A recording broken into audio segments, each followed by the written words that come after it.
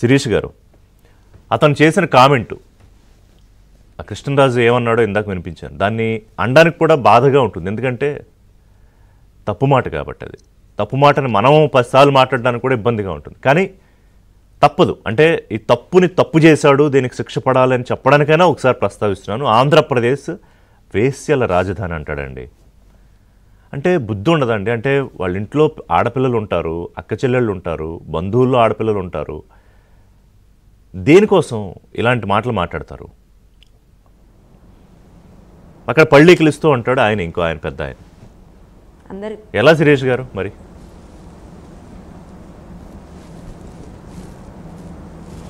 అందరికీ నమస్కారం అండి. అలాగే ప్యానెల్లో ఉన్న పెద్దలకి, నాతోటి సహచరులకి, అలాగే మీడియా ఏబిఎన్ ఛానల్ ప్రేక్షకులకి నా నమస్కారాలండి. ఎందుకంటే ఇప్పటి వరకు కూడా అమరావతి ఉద్యమంను 5 సంవత్సరాల పాటు జరిగినా కూడా మా వెన్నంటి ఉండి ప్రోత్సహించే ఒకవైపు మీడియా, రెండో వైపు రాష్ట్ర ప్రజలు. అంటే మీడియా నుండి చూసిన ప్రేక్షకులు చాలామంది ఉన్నారు. సో అందరికీ కూడా నేను ధన్యవాదాలు తెలియజేసుకుంటున్నాను. ఇప్పుడు కూడా మీరు మా వెన్నంటి నిలబడాల్సినటువంటి తరుణం ఆసన్నమైంది. ఎందుకంటే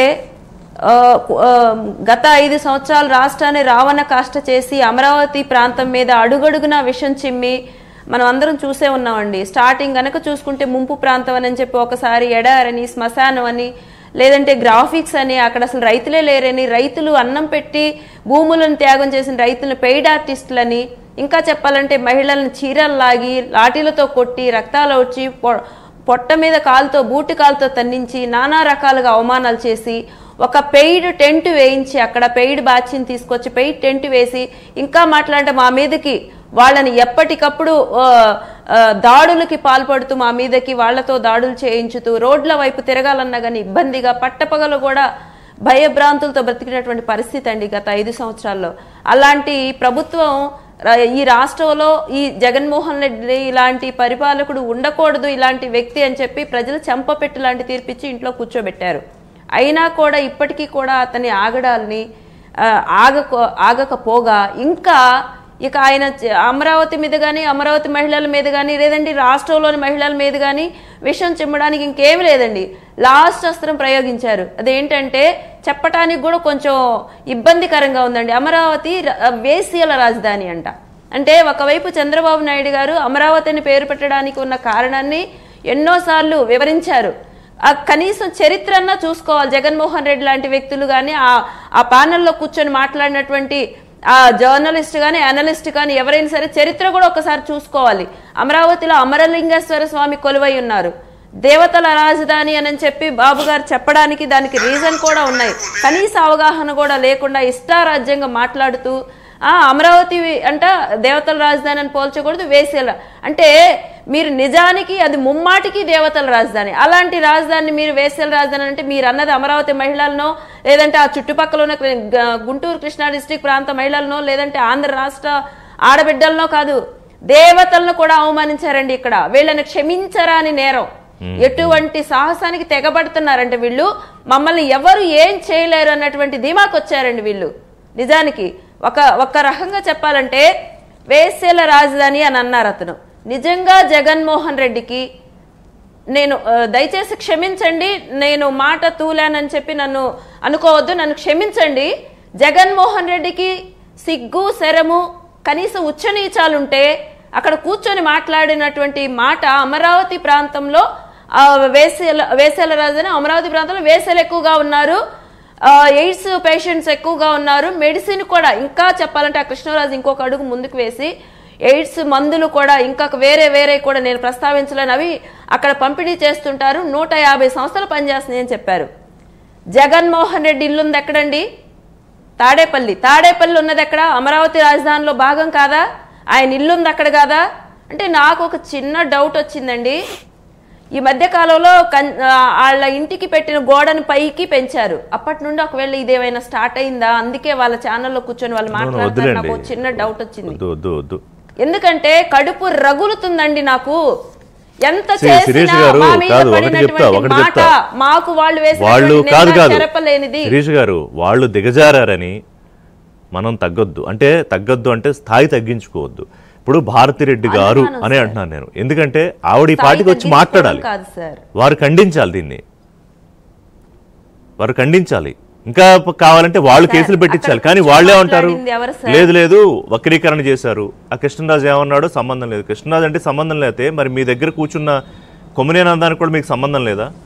ఇప్పుడు నేనేమో తప్పు మాట్లాడాను అనుకోండి, నాతో పాటు మా యాజమాన్యం కూడా దాన్ని ఓన్ చేసుకోదుగా, తప్పనే చెప్తుందిగా.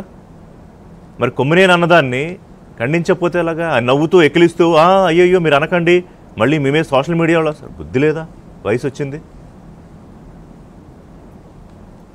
చెప్పండి శిరీష్. సార్ వాళ్ళ ప్రమేయం లేకుండా వాళ్ళ ఛానల్లో కూర్చొని ఎలా మాట్లాడతారు సార్?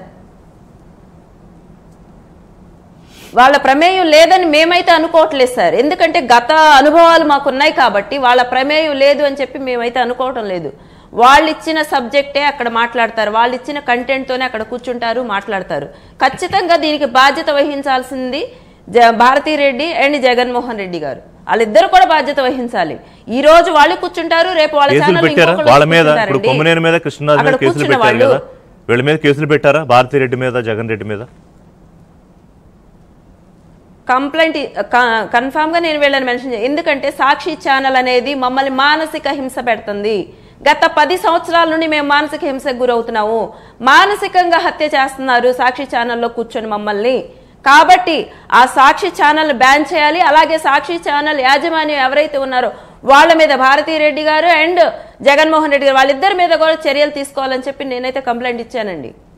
ఖచ్చితంగా అది జరగాలండి.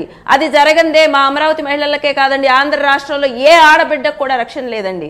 ఇప్పుడు అమరావతి ప్రాంతంలో విట్టి ఎస్ఆర్ఎం కాలేజెస్ ఉన్నాయండి. రాష్ట్ర నలుమూలల నుండి, దేశ నలుమూలల నుండి వచ్చి అక్కడ చదువుకుంటారు. రేపు ఆ పిల్లల పెళ్లిళ్ళు అవుతాయండి? మా పిల్లలకు పెళ్లిళ్ళు అవుతాయా? అభోశోభం తెలియని ఆడబిడ్డల్ని అక్కడ అమరావతి ప్రాంతంలో వేసేయాలంటే రేపు అక్కడ ఆడబిడ్డని పెళ్లి చేసుకోవడానికి ఎవరు ముందుకు వస్తారు మీరు చెప్పండి? జగన్మోహన్ రెడ్డి వాళ్ళ ఆవిడని సోషల్ మీడియాలో ఏదో అంటేనే ఇమ్మీడియట్ గా అరెస్ట్ చేసి రిమాండ్ పెట్టారే కిరణ్ని. ఒక్క మహిళని, ఇంతమంది ఆడబిడ్డల్ని, యువతుల్ని, అక్కడ పెళ్లి కాని పిల్లలు ఎంతో మంది ఉన్నారు. మీరు మీ నాయకుడి దగ్గరికి ఎందుకు వెళ్ళలేదు శిరీష్ గారు? వీళ్ళ భవిష్యత్ కాదు, మీరు మీ నాయకుడి దగ్గరికి ఎందుకు వెళ్ళలేదు? 3 రోజులు అయింది. చంద్రబాబు నాయుడు గారు, డిప్యూటీ సీఎం పవన్ కళ్యాణ్ గారిని, రజనీ గారిని కూడా అడుగుతా. 3 రోజులైనా ఇంకా ఇప్పుడు పోలీసు బృందాలు ఇప్పుడు వచ్చాయట హైదరాబాదు. కృష్ణరాజు ఎక్కడున్నాడో తెలియదు. మీ పార్టీ కార్యకర్తని అతనే సపోర్ట్ చేయట్లా, భారతీరెడ్డిని అన్నాడని ఒక్కరోజు తిరగకుండా అరెస్ట్ చేశారు కదా. మరి ఇప్పుడు ఏం అడ్డొస్తుంది? అమరావతి మహిళలు, నేను అడిగిన ప్రశ్న అదే. లేదు సార్, మేము కంప్లైంట్ రైజ్ చేశాం సార్.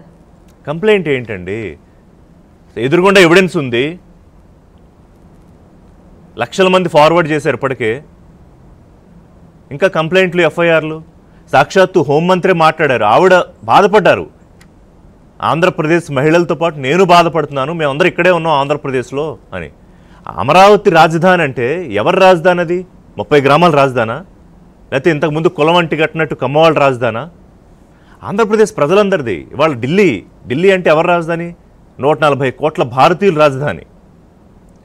ఆంధ్రప్రదేశ్ 5.5 కోట్ల మంది, 5 కోట్ల మంది ప్రజల రాజధాని. గతంలో ఓటేసిన వాళ్ళు 1,70,00,000 మంది మహిళలు ఓటేశారు 2024 ఎన్నికల్లో.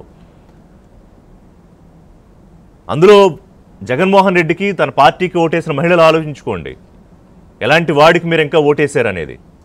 ఒక బ్రేక్ తీసుకుంటా. రజనీ